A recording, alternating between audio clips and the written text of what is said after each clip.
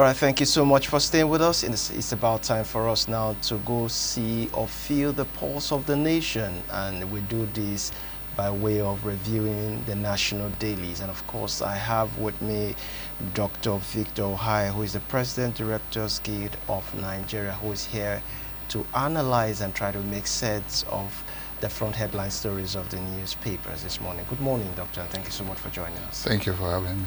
All right, now we have the very first newspaper we'll be looking at with, the front headline. But of course, we're looking at This Day newspaper, and the front headline story says, Buhari buried in blaze of honor, or glory as it were, with full military honors. And the writer to that story says, Tinubu goes above and beyond to honor his predecessor, creating new presidential precedents. You can find details of that story on page 8 of the This Day newspaper. And of course, at the top strip there, we have Sadiq Khan seeks to boost collaboration in business tech with Nigeria. Now, Doctor, what do you make out of this? Tinubu becoming the first president that might likely lay precedents when it comes to honoring his predecessor. Okay, so I think most times we tend to, how do I put it now, personalize things that are actually national, if you like. When I say national, things that should be state functions. If not for sensationalism, the nation is honoring its past president. That's what it should really be. But it's not to say there's no reason not to give honor to, So I don't see why that is being. But be that as it may, yes, it's a good thing that he's being properly honored. I personally didn't see anything out of the ordinary. The details I don't have, but he was a former military general. Obviously, the military will go out of their way, to give him what is deserving of a military general. He was a former head of state. He was a twice civilian president. So it goes without saying that, he'll be buried both as an officer and a gentleman. Let me put it that way, So so there's nothing so I new personally about don't. it. I personally don't see anything extraordinary about it. I mean, what will be extraordinary will be, and even then, it's not going to be. Let's see what institutions may be named in his honor, what will be done in his honor. One day, a public holiday was declared. Some states have declared 7 days of mourning and all that. And these are standard things. They're not out of the way. All right, let's look at the Nation newspaper, and of course, still having the same, front headline story, Buhari exits in blaze of glory. But of course, the writer to that story says, Tinubu, African leaders, governors, ordinary folks bid ex-president farewell. Katsina, Daura on lockdown. Naturally. These are small towns. They are overwhelmed by the people that are coming in. Katsina, I'm looking at hotel rooms. How many will there really be? Can they contain? Daura itself, so they're small. Katsina is, of course, obviously a state capital, but I don't think it has witnessed that number of dignitaries, I would say, I dare to say, since inception. So it would obviously be overwhelmed, by the influx of people that will come. And, he was well loved by his people, without a doubt. So a lot of people from far and near would obviously take over the place.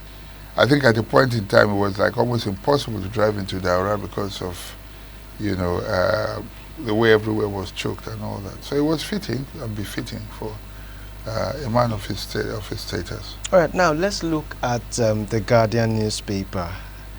Of course, still carrying the same headline story, but this time saying, leaders, friends, politicians unite in stately welfare for Buhari. You can find details of that story on page 6.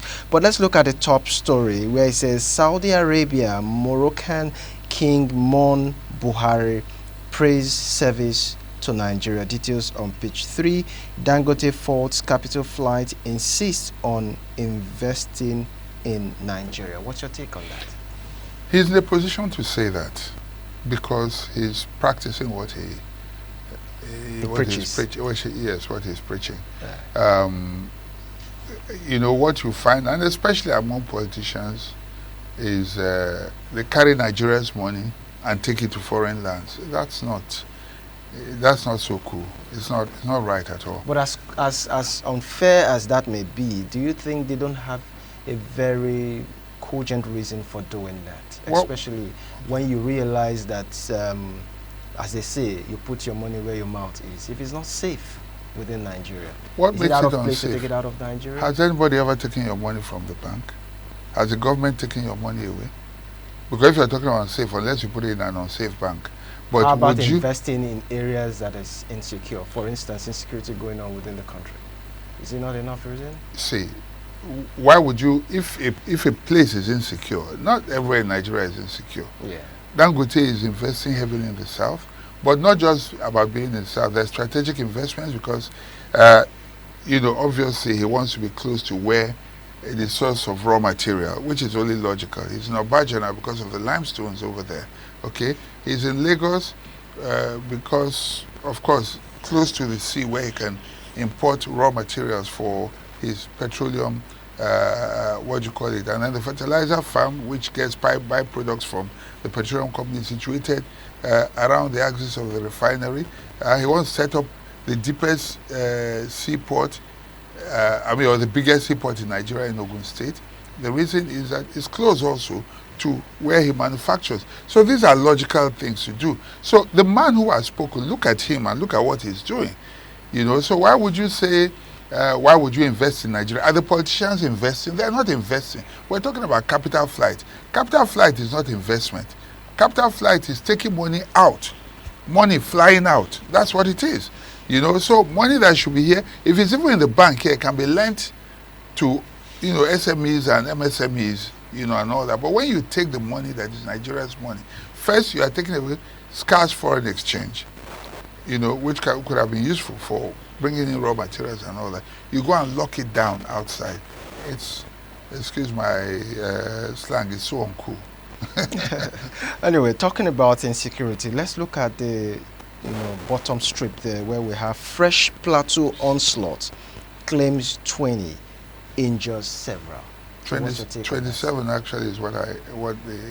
But No, it's 20 over there. Yeah. Okay. So it's better to be conservative, but sometimes they bring down the numbers to make it seem like it breaks my heart.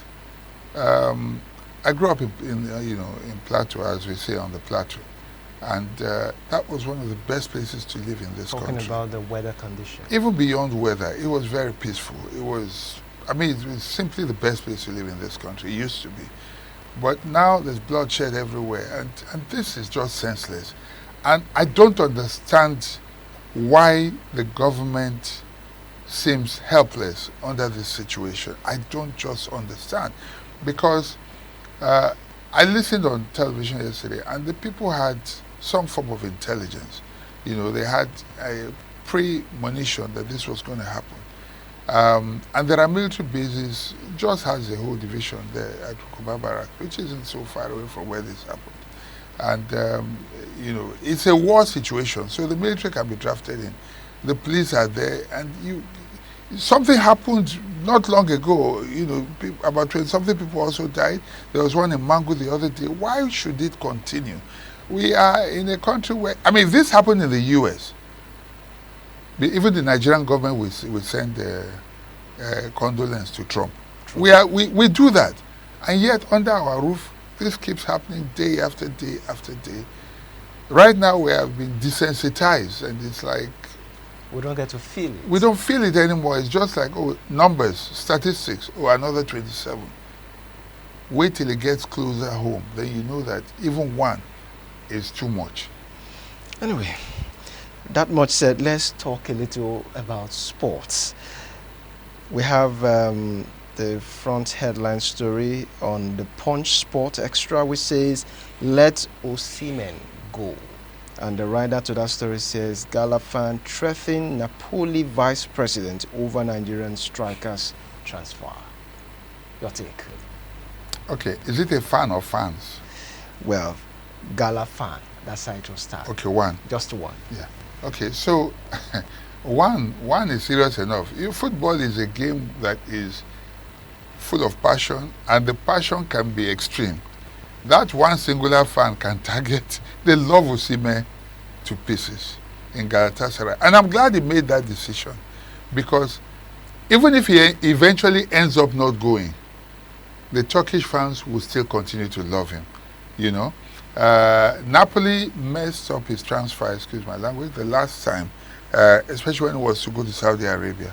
And now they want to dictate and all that. He has told them categorically, I am not playing for you. He has refused to train with the team and all that.